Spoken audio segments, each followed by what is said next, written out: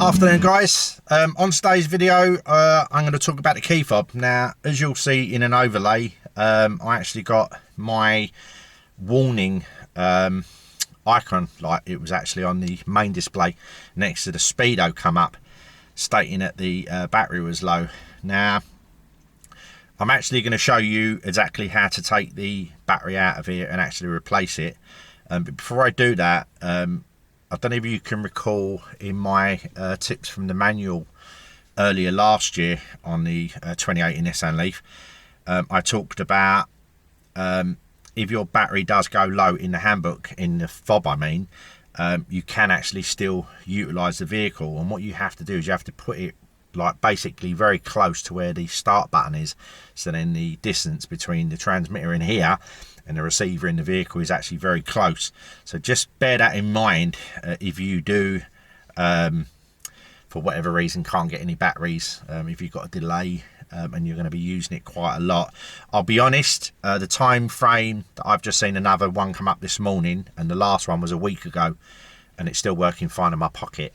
And I use it every day obviously, and I use it multiple times a day. So you're probably going to get, I'd say, a good month after you get the first warning. Don't hold me to that.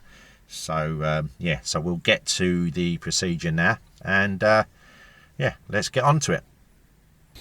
Okay, so onto the removal of the key fob. What you first need to do is, if you can, I don't know if it's just going to focus on this.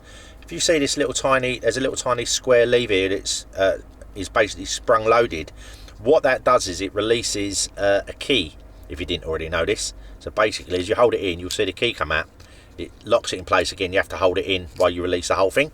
So with the key out of the way, you then have there's a little tiny indent here.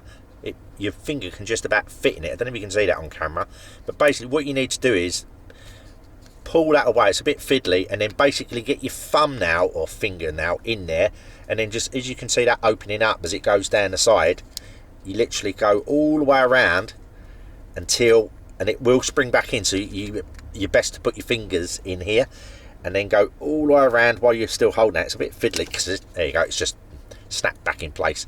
It is a bit of a faff, guys. I should have basically made this rubberized. It's just obviously done for probably cheapness, I guess.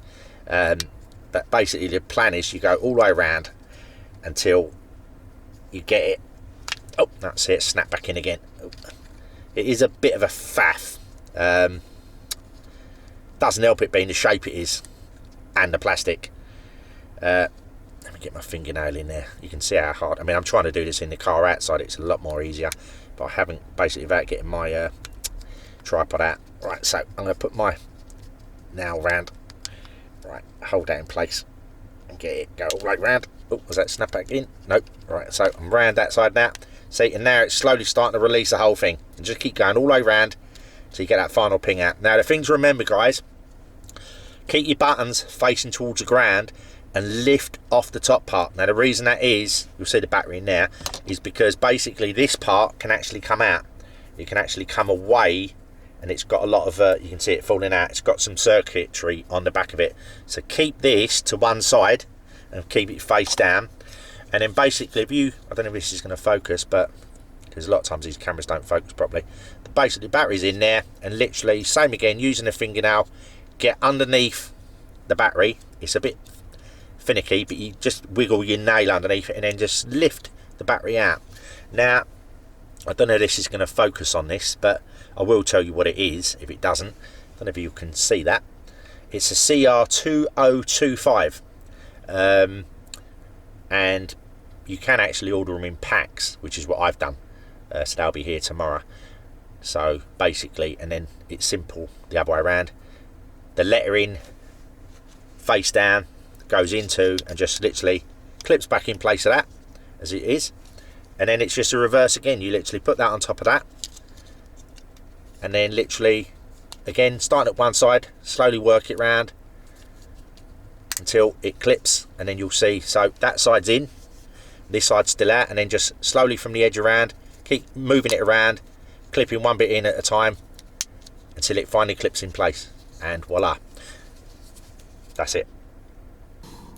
So that's about it for this video today, guys. I hope you found that a little bit informative when you finally do have to replace the battery in your key fob.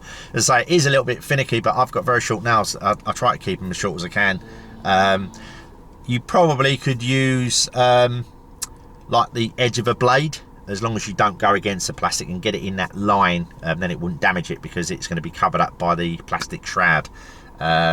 But say once you get around, it's a bit fiddly because I'm doing it on camera and I was doing it in the car, but when you're outside the car you can maneuver it a lot easier, and you'll find it comes away very, very easy.